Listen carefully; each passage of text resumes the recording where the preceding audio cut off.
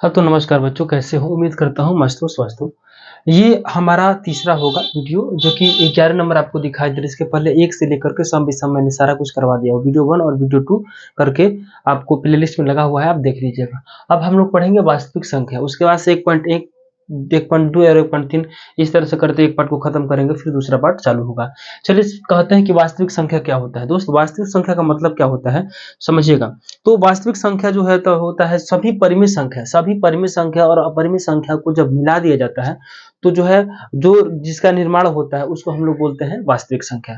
तो इसका डेफिनेशन हम लोग लिख सकते हैं कि सभी परिमित संख्याओं, लिखिएगा सभी लोग, सभी परिमय, सभी परिमय, सभी परिमय संख्याओं, सभी परिमय संख्याओं और सभी परिमय संख्याओं और सभी परिमेय संख्याओं और अपरिमेय संख्याओं, अपरिमेय संख्याओं, संख्याओं लिखो, अपरिमेय संख्याओं के संग्रह को, संख्याओं के संग्रह, संग्रह को, संग्रह को क्या कहते हैं जी? वास्तविक संख्या, मतलब रियल नंबर कहते हैं, वास्तविक संख्या कहते हैं। एक बार सभी लोग मिला लेंगे, कहते हैं, कहते हैं। देखिए ध्यान से, हमने कहा कि सभी परिमेय संख्याओं, सभी परिमेय संख्याओं और अपरिमेय संख्याओं के संग्रह को वास्तविक संख्या कहते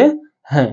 मतलब क्या हुआ कि जब परिमेय संख्या और अपरिमेय संख्या को क्या कर दिया जाता है, मिला दिया जाता है, तब जाकर के इसका निर्माण होता है। ठीक है, इसे आर से सूचित करते हैं। इस बात को आप लिख लीजिए, इसे आर द्वारा, रियल नंबर आर द्वारा सूचित, आर द्वारा सूचित। कमेंट में बताइए बाबू, समझ में आ रहा है कि राइटिंग ठीक कर दिया जाए।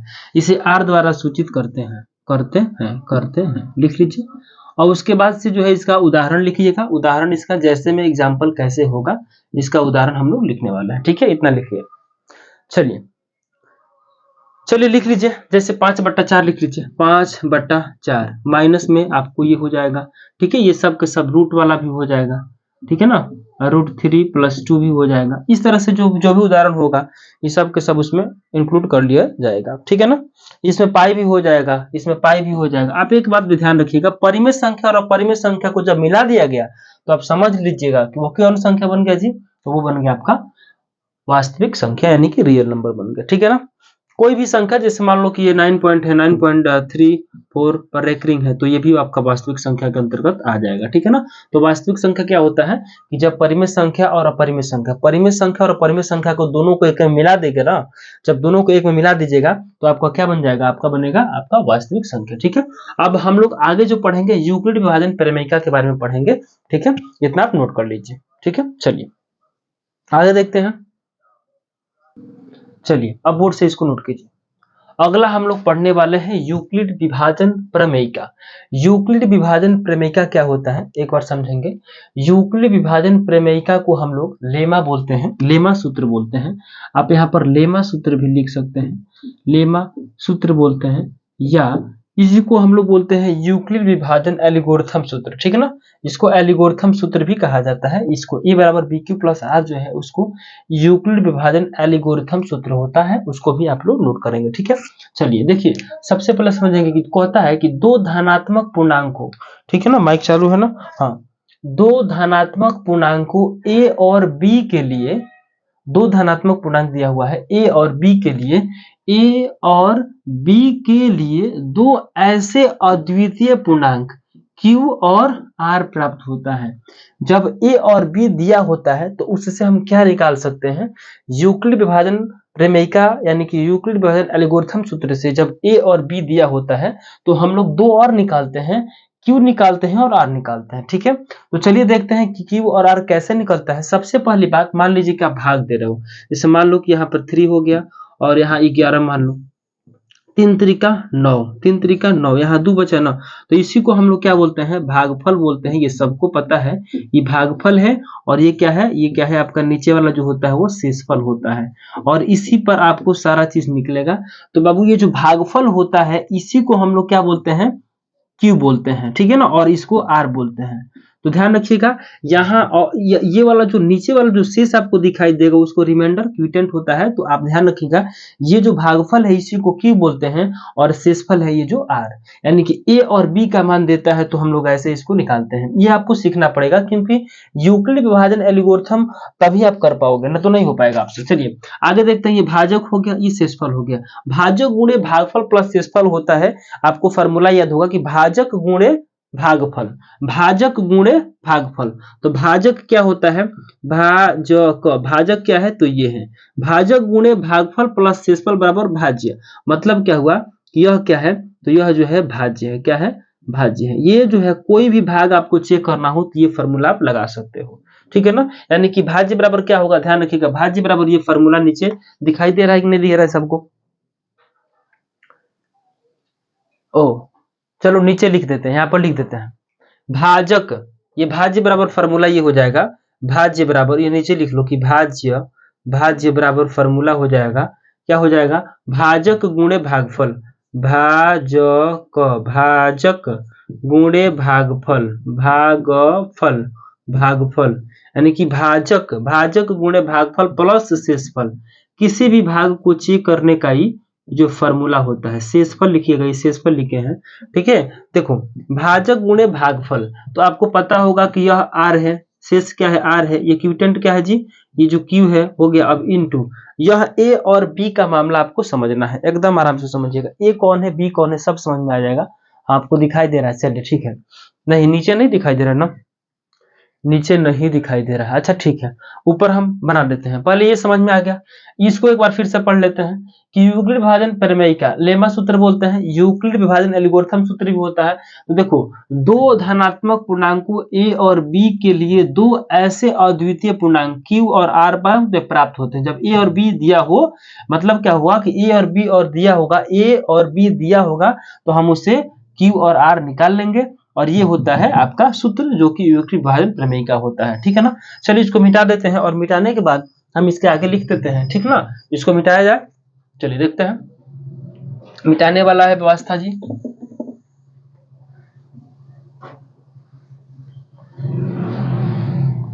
समझेंगे अब, भाज्य बराबर फॉर्मूला लिखेंगे, भाज्य, भाज्य बराबर होता है भाजक, भाजक गुणे भागफल, भागफल, भाजक गुणे भागफल प्लस शेषफल, शेषफल, ठीक है। ध्यान रखिएगा ये जो आपका कंडीशन होगा वो कैसे होगा, देखो इसी को आर बोलते हैं, क्या बोलते हैं, आर बोलते हैं। इसको क्या बोलते हैं तो इसको क्यू बोलते हैं। अब देखो ये जो होगा ना इसी को हम लोग ए और बी, तो जो बड़ा होता है उसको ए और इसी में का ई जो है बी हो गया, यानी कि ए बराबर बी क्यू प्लस आर। ये फॉर्मूला आपका निकल के आ गया कि ए बराबर बी क्यू प्लस आर, ये आपका फॉर्मूला निकल के आ गया, ठीक है। तो हमेशा याद रखिएगा ए कौन होगा बी कौन होगा आपको समझना है, हमेशा इसी बात को ध्यान रखना है कि ए कौन होगा बी कौन होगा, ठीक है ना। देखिए अगर आप कोई भाग लेते हैं, जैसे आप भाग लिए, कोई भी भाग ले लीजिए एनीवन, जैसे मान लो कि यहाँ पर 6 ले लिए और यहाँ पर ये 27 ले लिए, 6 3 18, 6 चौके 24, 6 चौके 24, 24 हो गया इस 7 में से, ठीक है ना 3। तो ये जो होगा आर होगा और ई जो होगा क्यू होगा, काम खत्म। ई जो होगा आर होगा, ये जो होगा क्यू होगा। 6 चौके 24, 27 में से 24 घटे 3 बचेगा, ये आर हो गया और ये क्या हो गया क्यू हो गया, जो कि आपको अगले फॉर्मूला पर इसको डिफाइन करना है। अब इस भाग को चेक करना है कि सही है कि गलत है, तो आप इस सूत्र पे चेक कर सकते हैं। आर का वैल्यू कितना है जी, आर का वैल्यू 4 है, क्यू का वैल्यू कितना है, क्यू का वैल्यू जो है आपका 3 है।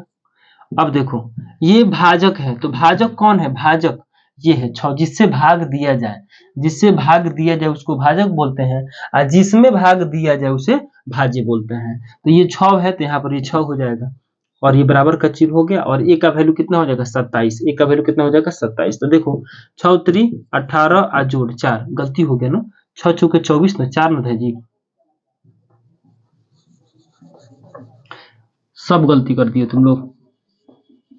यहाँ इसको शेषफल है, ठीक है, हिंदी में लिखो, शेषफल को ही रिमाइंडर बोलते हैं, ठीक है। ये भागफल है, मिस्टेक हो गया, ये भागफल है, ठीक है ना, और भागफल को आपको बोलते हैं क्यूटेंट यानी क्यू, ये जो होगा क्यू होगा और ये जो होगा आर होगा, ठीक है, इसको नोट कर लो एक बार, क्यू और आर का रिमाइंडर, हाँ ठीक है, बोर्ड दिखाई दे रहा है सबको। चलो अब बी क्यू, तो 6 गुने 4 और जोड़ कितना 3, 6 चौके 24 और 3 कितना 27, ठीक है।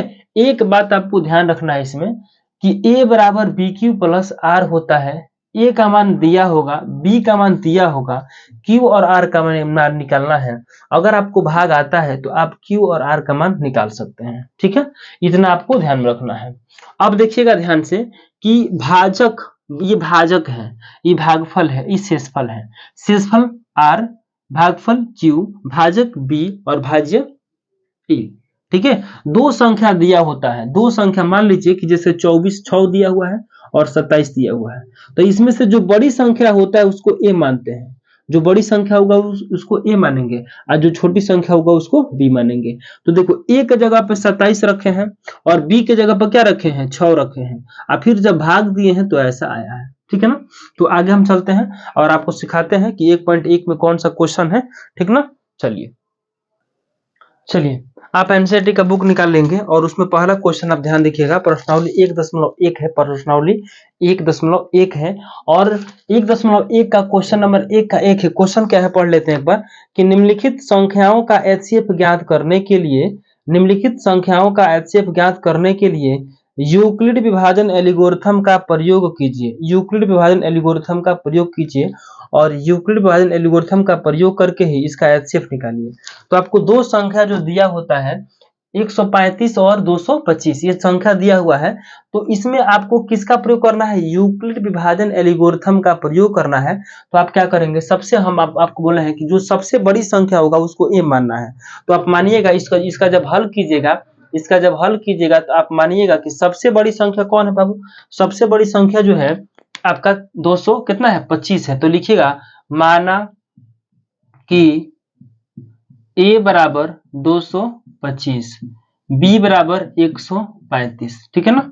ए बराबर बी बराबर मान लेने के बाद आपको क्या लिखना है, यूक्लिड विभाजन सूत्र से, सबको दिखाई दे रहा, लिखना है यूक्लिड विभाजन सूत्र से। आप देख लीजिएगा नीचे जो भी किताब में लिया हुआ कि यूक्लिड विभाजन एल्गोरिथम का प्रयोग करके, तो हम वही लिखते हैं कि यूक्लिड विभाजन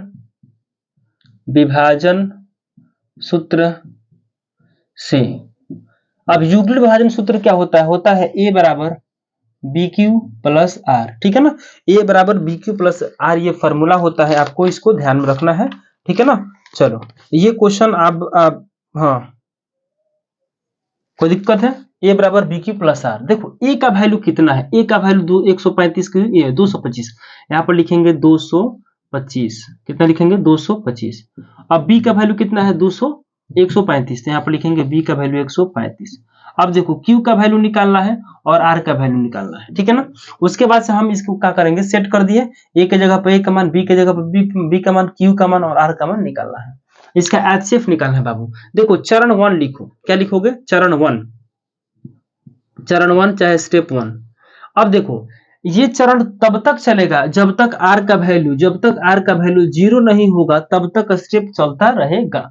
ध्यान रखिएगा, जब भी आप यूक्लिड विभाजन एल्गोरिथम सूत्र का प्रयोग करके एचसीएफ निकालोगे तो आर का मान जब तक 0 नहीं आएगा तब तक ये चरण चलता रहेगा, और लास्ट में जब आर का मान 0 आ जाएगा तो जो बी का मान होगा, जो बी का वैल्यू होता है वही आपका एचसीएफ देता है। दो बात आप याद रखेंगे, ठीक है ना, जो बी का वैल्यू होता है वही आपका क्या देता है, एचसीएफ देता है, ठीक है। चलो तो स्टार्ट करते हैं। अब क्यू का वैल्यू कैसे आएगा और आर का वैल्यू कैसे आएगा, देखो आपको भाग आता है तो आप क्या करेंगे, भाग देंगे, जैसे 225 है बड़ा वाला तो 225 करेंगे, ऐसे घेर देंगे, 135 से भाग देंगे, 135 गुना करेंगे तो 100 100 200 270 हो जाएगा, मतलब एक ही मंथ में कटाना पड़ेगा आपको, ठीक है।